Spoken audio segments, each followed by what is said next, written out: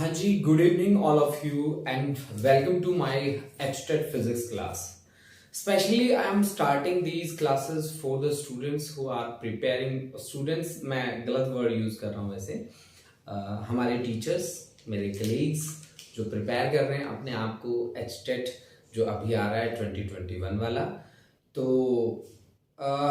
देखिए, जब हम फिजिक्स को प्रिपेयर करते हैं तो फिजिक्स के बारे में एक परसेप्शन होता है कि यार इससे ना डिफिकल्ट सब्जेक्ट नहीं है कोई. और आप सभी टीचर्स को पता है कि हमारा सब्जेक्ट सबसे इंटरेस्टिंग सब्जेक्ट है. टीचर्स, मैं आप लोगों के लिए कुछ कॉन्सेप्ट लेके आया हूँ, कुछ कंटेंट लेके आया हूँ जिस पे मुझे काम करना है. अगर सबसे पहले मैं देखूं तो मेरे पास ये सिलेबस है जिसे मुझे पढ़ना होता है. बेसिकली 11th एंड 12th का एनसीईआरटी मुझे पढ़ना होता है. एंड ऑनेस्टली स्पीकिंग, ठीक है, कि जब मैं एनसीईआरटी को थ्रूली रीड कर लेता हूं तो वहां से मेरे आईआईटी जेई के कॉन्सेप्ट्स भी क्लियर हो जाते हैं. ठीक है, हम में से 90% टीचर्स हैं जो आज भी एनसीईआरटी को पूरा रीड नहीं करते.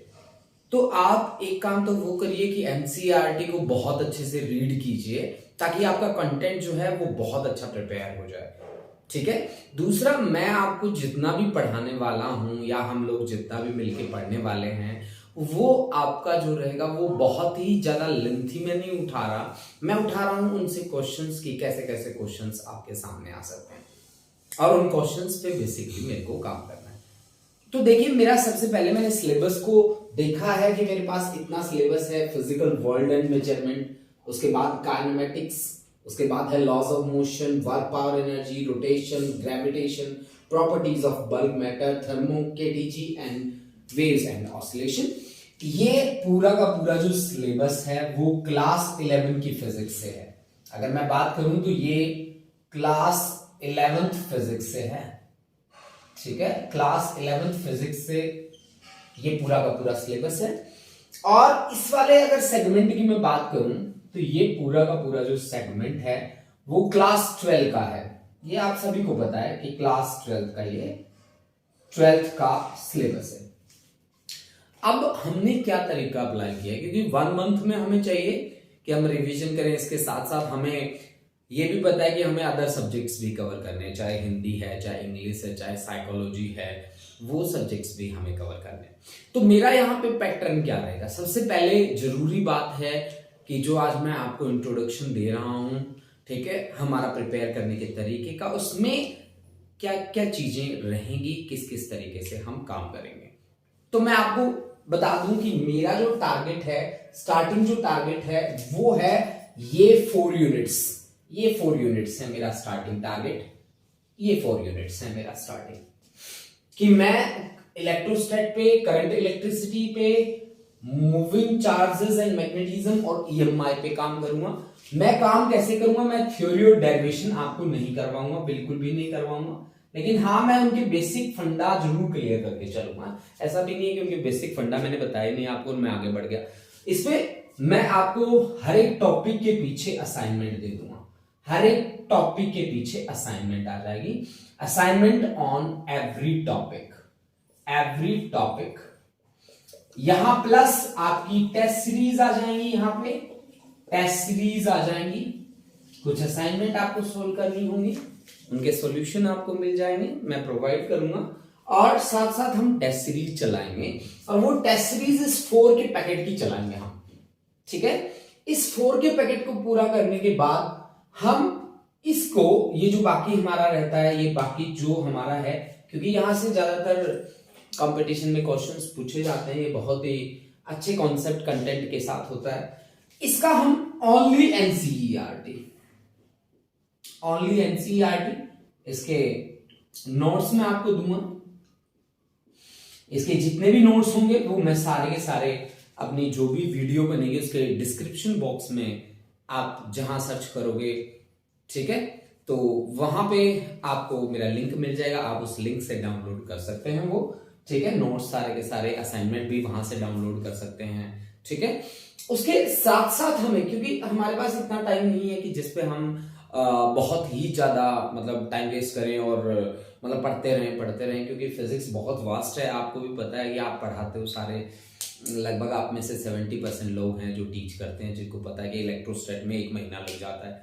तो हम 1 महीना तो इस चैप्टर पे नहीं लगा सकते, इस यूनिट पे नहीं लगा सकते, लेकिन हमने ब्रेक किया इसको कि हम इसके फॉर्मूलाज पे काम करेंगे, क्योंकि मुझे पता है ये 4 जो यूनिट है ना, इनसे आपका कंपटीशन बनता है। इसी तरह से अब अगर हम मूव करें क्लास 11 में, तो क्लास 11 में फिजिकल वर्ल्ड एंड मेजरमेंट, इससे डायमेंशनल फॉर्मूला बनाने के अलावा एरर आपका आता है, एरर इन कॉम्बिनेशन, उस पे न्यूमेरिकल आ जाता है, डायमेंशनल फॉर्मूला पे न्यूमेरिकल आ जाता है। तो इसके अलावा हमें इस पे ज्यादा काम नहीं करना, मतलब ये आपका 1 और 2 आवर का काम रहता है। इसमें आप बहुत इजीली अपने आप को तैयार कर सकते हो 1 एंड 2 आवर में बस।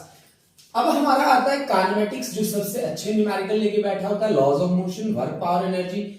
इसमें मैं सबसे तगड़ा काम करूंगा इसके ऊपर, जिसमें प्रोजेक्टाइल मोशन, इसमें हमें गुड वर्क करना पड़ेगा, बहुत ही अच्छा काम करना पड़ेगा, ठीक है, गुड वर्क इसमें ये रहेगा। लॉज ऑफ मोशन पे भी बहुत अच्छा काम हमें करना पड़ेगा। डब्ल्यूपीई पे नॉर्मल हमें काम करना पड़ेगा, बहुत ज्यादा हैवी काम नहीं करना, हमें नॉर्मल काम करना है। रोटेशन पे हमें गुड वर्क करना पड़ेगा, अच्छा काम करना पड़ेगा, ठीक है। अच्छा, ग्रेविटेशन पे जो काम करेंगे वो इलेक्ट्रोस्टैट में भी होगा, इसमें भी अच्छा काम हमारा रहेगा, गुड वर्क हमारा रहेगा। Properties of bulk matter, thermo KTG, इसका हम एनसीईआरटी लेवल ही करेंगे, एनसीईआरटी लेवल ही हम करेंगे। और वेव्स एंड ऑसिलेशन का बहुत अच्छा काम करना पड़ेगा, गुड वर्क इस पे हमें चाहिए, गुड वर्क हमें इस पे चाहिए। तो मेरा ये पैटर्न रहेगा जो मैंने आप लोगों के साथ शेयर कर रहा है, ठीक है। अब इनकी जितनी भी टेस्ट सीरीज हैं, जितनी भी असाइनमेंट्स हैं, वो मैं आपको टाइम टू टाइम प्रोवाइड करता रहूंगा। अगर आप लोग मेरे चैनल पे नए हो तो प्लीज नोटिफिकेशन का जो बटन है वो प्रेस कर दीजिए। ये मेरी फर्स्ट वीडियो है जो सिलेबस के रिगार्डिंग है, मैंने कैसे स्प्लिट अप किया है सिलेबस को, ठीक है। तो मैं आपसे जल्दी ही मिलूंगा एक नई वीडियो के साथ। तो मेरा चैनल भी नया है जी, HTET 2021, ठीक है, फिजिक्स। तो लेकिन हाँ, कि हम आज हमारा पहला दिन है तो हम इसी के साथ एंड नहीं कर सकते, हमें कुछ कंटेंट भी आपको देना है। तो चलिए हम कुछ कंटेंट भी लेते हैं, कुछ कंटेंट उठाते हैं और उस पर थोड़ी सी बात करते हैं कि किस तरह के न्यूमेरिकल्स हमें फेस करने पड़ सकते हैं, किस तरह के न्यूमेरिकल्स आ सकते हैं। बहुत ही मैंने कहा था आपको कि मैं इलेक्ट्रोस्टैट उठाऊंगा सबसे पहले, क्लास 12th के टॉपिक उठाने वाला हूं मैं, ठीक है। तो चलिए जी, मैं बिना टाइम वेस्ट करे स्टार्ट कर देता हूं। इलेक्ट्रोस्टैट क्या चीज है उसके बारे में बात करेंगे, उसके बेसिक फंडा बताएंगे आपको, और उसके बाद उस पे कैसे कैसे क्वेश्चंस बनते हैं इलेक्ट्रोस्टैट में, वो क्वेश्चंस भी आपको हम बताएंगे, ताकि आपको इतना कॉन्फिडेंस आ जाए कि आप बहुत इजीली उन पे क्वेश्चन बना लो।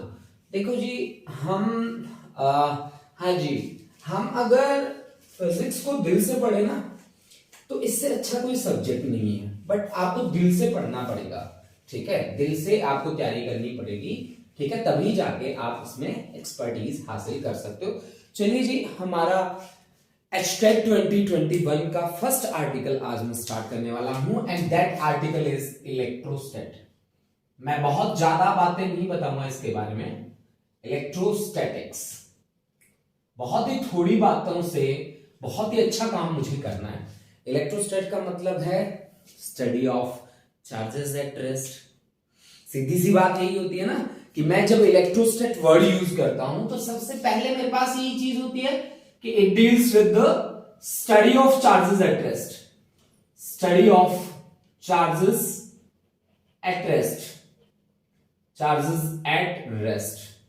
और रेस्ट में जो चार्जेस हैं उनको स्टडी करना है। जो चार्ज रेस्ट में है उसकी क्या क्या प्रॉपर्टीज होती हैं, कि जो चार्ज रेस्ट में है उसका फील्ड होता है, जो चार्ज रेस्ट में है वो किसी अनदर चार्ज पार्टिकल पे फोर्स लगाता है, जो पार्टिकल रेस्ट में होता है उसका पोटेंशियल होता है, उसका कैपेसिटेंस होता है, उसके लिए फील्ड लाइंस बनती हैं, उनके लिए फ्लक्स बनता है। तो ये उसकी प्रॉपर्टीज हैं जो चार्ज आपके रेस्ट में होंगे, ठीक है। आप दो तरह के चार्जेस की बात करते हैं, एक है पॉजिटिव चार्ज और दूसरा है नेगेटिव चार्ज। मैं आपको बता दूं कि चार्जिंग के 3 मेथड्स हैं, charging by friction, charging by conduction and charging by induction. Charging by friction, तो फ्रिक्शन वो एनर्जी प्रोवाइड करता है, वो हीट जनरेट होती है वहां पे कि इलेक्ट्रॉन ट्रांसफर हो जाते हैं, ठीक है, इलेक्ट्रॉन ट्रांसफर हो जाते हैं या चार्ज ट्रांसफर हो जाता है from one object to another object. Charging by induction, conduction का मतलब होता है फिजिकल कांटेक्ट, और इंडक्शन में हम एक चार्ज ऑब्जेक्ट को अनचार्ज ऑब्जेक्ट के नियर बाय प्लेस करते हैं, ठीक है, नियर बाय प्लेस करते हैं, ठीक है। तो आप ये बातें बहुत अच्छे तरीके से ध्यान रखिएगा। अब देखिए, किसी भी एटम की जो प्रेजेंटेशन है आप हमेशा ऐसे देते हैं कि x a z, जिसमें जो z होता है वो होता है एटॉमिक नंबर, ठीक है ना, एटॉमिक नंबर। और एटॉमिक नंबर क्या बताता है आपको? एटॉमिक नंबर बताता है नंबर ऑफ इलेक्ट्रॉन्स, भैया एटम के पास कितने इलेक्ट्रॉन्स हैं, और जितना नंबर ऑफ इलेक्ट्रॉन्स रहेगा उतना ही नंबर ऑफ प्रोटॉन्स रहता है। तभी आप कहते हैं कि every atom is electrically neutral, सही है ना, बिल्कुल सही बात है। और ए जो होता है वो होता है जी मास नंबर। मास नंबर का मतलब होता है जी total number of nucleons, total number of nucleons. Nucleons, nucleons का क्या मतलब है? जो न्यूक्लियस के अंदर रहता है, और न्यूक्लियस के अंदर कौन रहता है? न्यूक्लियस के अंदर रहता है प्रोटॉन भी रहता है और न्यूट्रॉन भी रहता है, प्रोटॉन भी रहता है और न्यूट्रॉन भी रहता है। अगर मैं आपसे सिंपल एक कॉन्सेप्ट पूछूं Fe2656, तो इसके पास नंबर ऑफ इलेक्ट्रॉन कितना है? आप कहोगे सर नंबर ऑफ इलेक्ट्रॉन्स उसके पास है 26, नंबर ऑफ प्रोटॉन्स उसके पास है 26, और नंबर ऑफ न्यूट्रॉन अगर आपको निकालना हो तो आप क्या करेंगे? 56 माइनस 26, तो ये क्या आ जाएगा आपके पास? 30। This is the number of neutrons. अब देखिए जी कि मान लीजिए आपके पास एक सोडियम एटम है, मान लीजिए मैं पॉजिटिव और नेगेटिव चार्ज की बात करने वाला हूं। सोडियम है, उसकी कॉन्फ़िगरेशन है 281, उसकी कॉन्फ़िगरेशन है 281, 11 उसका एटॉमिक नंबर है। तो इसकी आउटर मोस्ट सेल में कितने इलेक्ट्रॉन है? केवल एक। और every atom has a tendency to complete its outer most shell by sharing of electrons, तो ये 7 इलेक्ट्रॉन एक्सेप्ट नहीं कर सकता। इसकी ज्यादा टेंडेंसी क्या हो रहेगी? इलेक्ट्रॉन को लूज करने की। अब इस सिचुएशन में Na के पास कितने इलेक्ट्रॉन हैं आप बताइए? इसके पास है 11 इलेक्ट्रॉन्स हैं, और 11 ही उसके पास क्या है? प्रोटॉन्स हैं। अब वो क्या चाहता है कि मेरी आउटर मोस्ट सेल क्या हो जाए? कंप्लीट हो जाए। इसके लिए उसे क्या करना पड़ेगा? एक इलेक्ट्रॉन छोड़ना पड़ेगा। तो एक इलेक्ट्रॉन छोड़ेगा तो इसके पास कितने इलेक्ट्रॉन रहेंगे? 10 इलेक्ट्रॉन। प्रोटॉन कितने? 11 प्रोटॉन। तो अब एक्सेस में कौन सा चार्ज है इसके पास? प्रोटॉन वाला।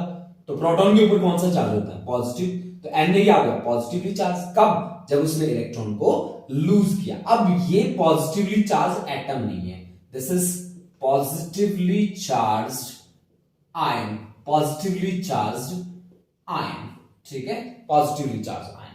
इसी तरह से क्लोरीन की बात करते हैं। क्लोरीन का एटॉमिक नंबर है 287, यानी कि उसके पास 17 इलेक्ट्रॉन्स है, 17 प्रोटॉन। उसकी टेंडेंसी क्या है? इलेक्ट्रॉन को एक्सेप्ट करने की। क्लोरीन के पास 17 इलेक्ट्रॉन्स हैं और 17 क्या है बेटा?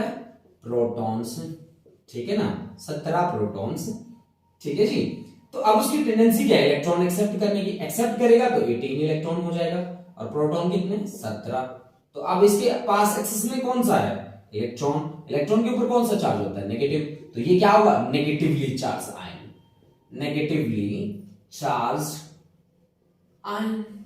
तो आपको पता चल गया कि दो तरह के चार्ज होते हैं, एक पॉजिटिव, एक होता है नेगेटिव। पॉजिटिव चार्ज कब आता है? जब इलेक्ट्रॉन लूज करे एटम, और नेगेटिव चार्ज कब आता है? जब इलेक्ट्रॉन गेन करे। जब इलेक्ट्रॉन क्या करे? गेन करे। तो ये एक छोटी सी बात है जो मैंने आपको समझाई, जो मैंने आपको सिखाई। अब देखिए चार्जेस के बारे में क्या बात होती है।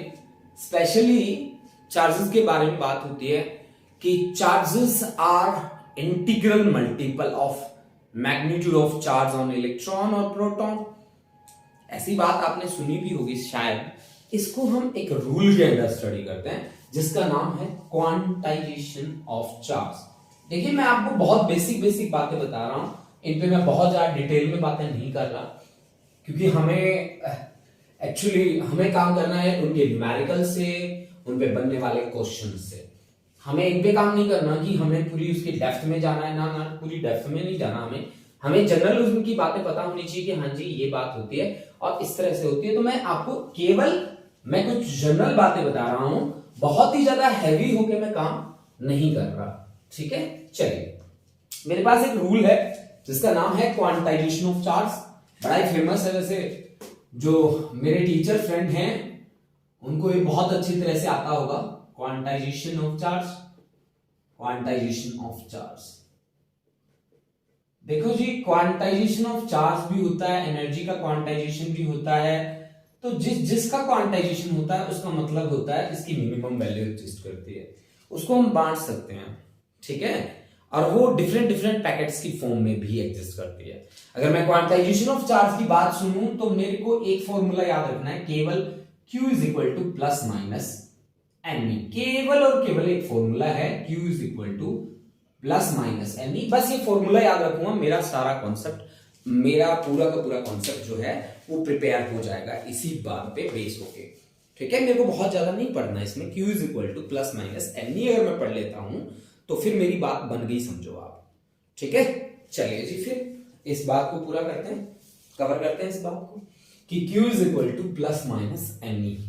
ठीक है जी, अब देखो n इसमें कोई नंबर है जिसकी वैल्यू है 1 2 3 अप टू इंफिनिटी। E जो है वो magnitude of charge on electron है, magnitude of charge on electron. ठीक है जी, इसकी असाइनमेंट मैं अपलोड कर दूंगा अपने डिस्क्रिप्शन बॉक्स में, प्लीज आप वहां से फाइंड कर लीजिएगा। Magnitude of charge on electron जिसकी वैल्यू है 1.6 इंटू 10⁻⁻⁹ कूलम। ठीक है, अब देखिए अगर आपने n इज इक्वल टू 1 रखा तो Q इज इक्वल टू आ गया plus minus E, n is equal to 2 रखा तो Q is equal to plus minus 2E, n is equal to आपने 3 रखा तो Q is equal to plus minus 3E and up to so. इसमें एक चीज आती है कि जैसे अगर मैं बात करूं,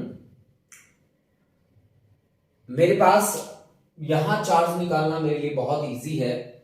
जैसे कि मान लो मेरे को न्यूक्लियस दे दे कोई, तो न्यूक्लियस के ऊपर चार्ज कितना होगा, ये न्यूक्लियस है आपके पास, तो न्यूक्लियस के ऊपर चार्ज कितना होगा, तो आप सीधा सीधा कह दोगे कि Q is equal to plus n e, और नंबर किसका, प्रोटॉन्स का, प्रोटॉन का नंबर किसके बराबर होता है, जेड के बराबर होता है। तो न्यूक्लियस के ऊपर चार्ज कितना हो गया, जेड ही चार्ज हो गया, सिंपल। एक बात मुझे ये भी पता चलती है कि 1 2 3 4 E 5 E ऐसे एग्जिस्ट करता है, 1.5 E एग्जिस्ट नहीं करता। मतलब जो डेसिमल है और पॉइंटिंग वैल्यूज हैं वो यहां पे एग्जिस्ट नहीं करती। यहां से एक कॉमन क्वेश्चन निकलता है हमेशा, बहुत ही कॉमन क्वेश्चन है। देखिए आपके पास मान लीजिए Q इज इक्वल टू आपके पास आज दे दिया मैग्नीट्यूड एनई। ठीक है, आपको बोला गया कि आपके पास एक इलेक्ट्रॉन्स ने चार्ज बनाया और वो चार्ज जो है वो -1 कूलम का चार्ज है। अब -1 कूलम का चार्ज बनाने के लिए कितना नंबर चाहिए इलेक्ट्रॉन्स का, सिंपल क्वेश्चन कि -1 कूलम का चार्ज बनाया ना, कितना नंबर चाहिए इलेक्ट्रॉन्स का, सिंपल है ना वैसे तो। हाँ, तो -1 that is equal to n मुझे चाहिए, E की वैल्यू कितनी, 1.6 इंटू 10⁻⁻⁹। इलेक्ट्रॉन की बात करिए तो ये लो, ये आपके पास, तो आपके पास n इज इक्वल टू कितना आ गया, 1/1.6 इंटू 10⁻⁻⁹। तो नंबर कितना चाहिए, लगभग 10⁻18 नंबर चाहिए ना। 10⁻18 किसका नंबर आया, इलेक्ट्रॉन का नंबर आया। अब एक बड़ा जनरल सा क्वेश्चन पूछा जाता है आपसे कि कप ऑफ वाटर है ना, कप ऑफ वाटर, और हर एक मोलिक्यूल एक इलेक्ट्रॉन के लिए कंट्रीब्यूट करता है। कप ऑफ वाटर का क्या मतलब है, 250 ग्राम 250 ग्राम, सही बात है। कप ऑफ वाटर, जितनी बात मैंने कप ऑफ वाटर जहां पे भी मैंने लिया, मैंने 250 ग्राम लिया उसका, ठीक है। तो आप नंबर ऑफ मोलिक्यूल्स कैसे निकाल सकते हैं, वहां पे एन कैसे निकाल सकते हैं? एन के लिए याद रखिए कि given mass divide by molecular mass multiplied by Avogadro number, ठीक है। एवोगैड्रो नंबर स्मॉल एन के लिए आपने काम किया ये कि गिवन मास 250 ग्राम, ठीक है। पानी का मोलिकुलर मास होता है 18, ठीक है, और मल्टीप्लाइड बाय एवोगैड्रो नंबर जिसकी वैल्यू आप ले सकते हैं 6 × 10⁻23। ये small n number of molecules निकालने के लिए आप काम कर सकते हैं, ठीक है जी। नंबर ऑफ मोलिक्यूल निकालने के लिए आप काम कर सकते हैं। आप मेरी बात को बड़े ध्यान से सुनिएगा, ये नंबर ऑफ मोलिक्यूल निकालने के लिए काम कर सकते हैं। और मैंने बोला each molecule contribute for 1 electron. अगर ये बात ना बोली हो तो ऑक्सीजन H2O है ना, तो फिर आपके पास क्या बनेगा, बोलो कितने इलेक्ट्रॉन्स बनेंगे एक के लिए? एक मॉलिक्यूल कितने इलेक्ट्रॉन्स बनाएगा? 10 इलेक्ट्रॉन्स होंगे एक मॉलिक्यूल के पास। हाइड्रोजन के 2, ऑक्सीजन के 8, ठीक है। तो फिर कितने हो गए? 8 और 2 10, तो 10 इलेक्ट्रॉन्स हो गए। तो आप वहां से नंबर ऑफ इलेक्ट्रॉन, एक मॉलिक्यूल 10, नंबर ऑफ मॉलिक्यूल आपने निकाल ही रखा है, उसको 10 से मल्टीप्लाई कर दो। हालांकि मैंने यहां पे जो दिया था वो बोला था कि एक मॉलिक्यूल एक इलेक्ट्रॉन कंट्रीब्यूट करता है। ऐसे ही आपको एग्जांपल दिया जा सकता है कि पॉलीथीन है या ग्लास रोड है, आपने रबिंग करी, कितना इलेक्ट्रॉन ट्रांसफर हुआ, अगर इतना चार्ज इंड्यूस हो गया तो भाई मान लो आपको बोल दे, सिंपल मैं आपको बताता हूं कि ये चार्ज, मतलब एक सिंपल सा क्वेश्चन बनाते हैं, ए चार्ज ऑफ 1.5 into 10⁻⁻, मान लीजिए -15 coulomb is induced by rubbing. Find number of electrons transferred. आपको नंबर ऑफ इलेक्ट्रॉन निकालना है। मतलब एक सिंपल सा हमने क्वेश्चन बना लिया, जिसको बैठ बैठ हमने क्वेश्चन बनाया, कुछ भी नहीं है यार। उसी बात को मैं सोच रहा हूं, बार बार उसी बात को सोच के मैं क्वेश्चंस बना रहा हूं। बहुत ज्यादा मैं इसमें कोई ट्रिक नहीं लगा रहा। मेरे पास सीधी सी बात है, एक चार्ज दे रखा है मुझे, तो चार्ज दे रखा है तो क्यू दे रखा है 1.5, ठीक है, इंटू 10⁻⁻15 क्यू दे रखा है ना। एन निकालना है तो क्यू इज इक्वल टू क्या होगा, एन ई, ठीक है। तो क्यू की वैल्यू है आपके पास, एन निकालना है तो क्यू बाय ई, क्यू की वैल्यू है 1.5 इंटू 10⁻⁻15, ये 1.6 इंटू 10⁻⁻19, ठीक है। तो 1.5 1.6 nearly equal 10⁻4 number of electron, मतलब कितना इलेक्ट्रॉन ट्रांसफर हुआ, 10,000 इलेक्ट्रॉन्स क्या हुआ, ट्रांसफर हुआ। तो बहुत सिंपली आप इस तरह से काम कर सकते हो। तो ये आज की हमारी एक ट्रायल क्लास थी, डेमो क्लास थी। अगर आपको मेरा लेक्चर सही लगा हो तो प्लीज आपके जो फ्रेंड्स हैं जो प्रिपेयर कर रहे हैं पीजीटी, है ना, टेट के लिए, तो प्लीज आप उन तक जरूर पहुंचाइए। अगर आप में से 2 4 5 लोग भी इन वीडियोस को देख लेते हैं और कुछ समझ पाते हैं तो ये मेरे लिए बहुत बड़ी बात होगी, ठीक है। और मेरा चैनल सब्सक्राइब करें या ना करें मुझे कोई फर्क नहीं पड़ता, क्योंकि मैंने ये चैनल कमाने के लिए नहीं बनाया, मैं स्पेशली बता देता हूँ।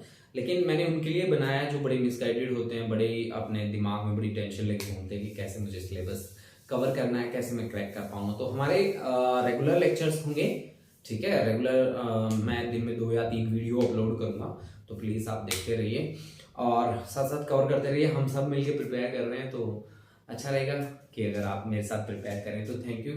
और आप इस तरह से देखते रहिए। मैं तो यही कहूँगा कि आप प्रिपेयर कीजिए अच्छा अपने आप को, ठीक है। थैंक यू जी, थैंक यू सो मच।